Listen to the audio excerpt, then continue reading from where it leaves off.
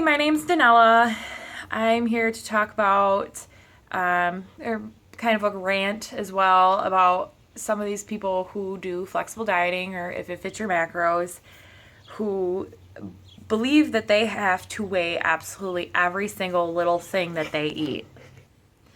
They go as far as, taking their scale with them to a restaurant.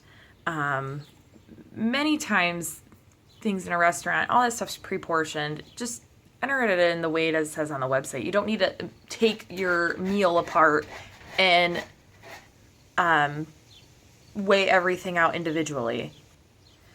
I see people go as far as like the serving size on a box of crackers is like 10, and they'll weigh their 10 crackers, and if it's off by like 2 grams, then they adjust the amount of their serving size in their tracking app, and it's like, just put it in the way it says. Just put 10 crackers. It doesn't need to be like 9.9 crackers.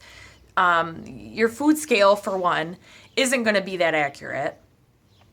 There's been times I've weighed things out on the food scale, turned to go grab something else, and come back, and the food scale says, a slightly different number. It might be off by 1 or 2 grams. And it's like, the food scale is not going to be that accurate.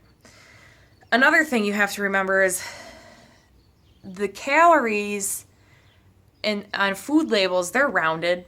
The calories are rounded, the macronutrients are rounded. Food companies are allowed to estimate their numbers and round those numbers.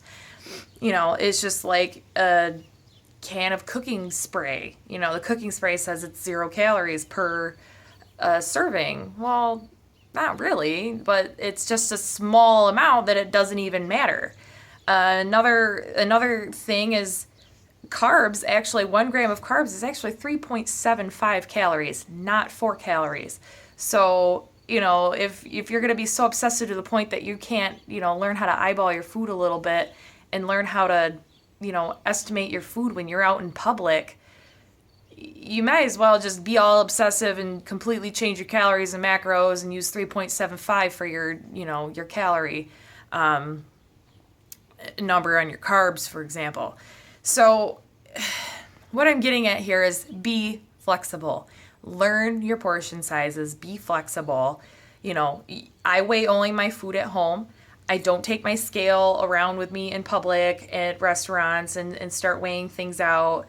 No, like for the most part, I eat at home, and I'll take like some food with me out to like lunch or whatever that I have to like school or work, whatever.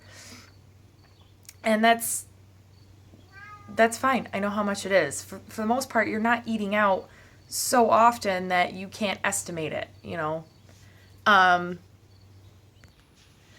So unless you're like prepping for a show, like you really got to make sure that you hit your macros spot on because you're dieting down, you have a really lean body mass, you have to be pretty accurate, then I could understand taking your scale with you out to public.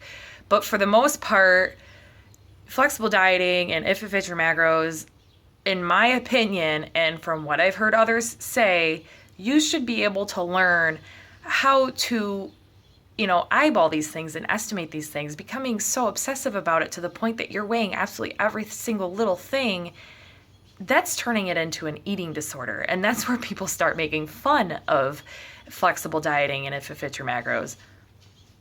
People start making fun of, the people that do this lifestyle. And it causes people who do this diet, to eventually have burnout, and they don't want to do this anymore. They're just like, oh my gosh, I'm so sick of weighing everything, and I really could just use a break. And it's like, well, yeah, you're not really supposed to weigh everything.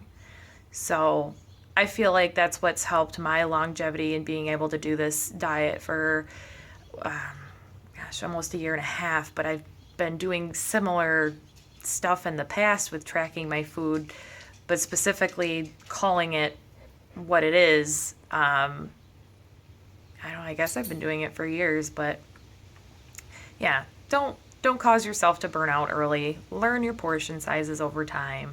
Don't get all obsessive with it. Just relax, be flexible, learn. It's it doesn't need to be that bad. So, all right. Bye.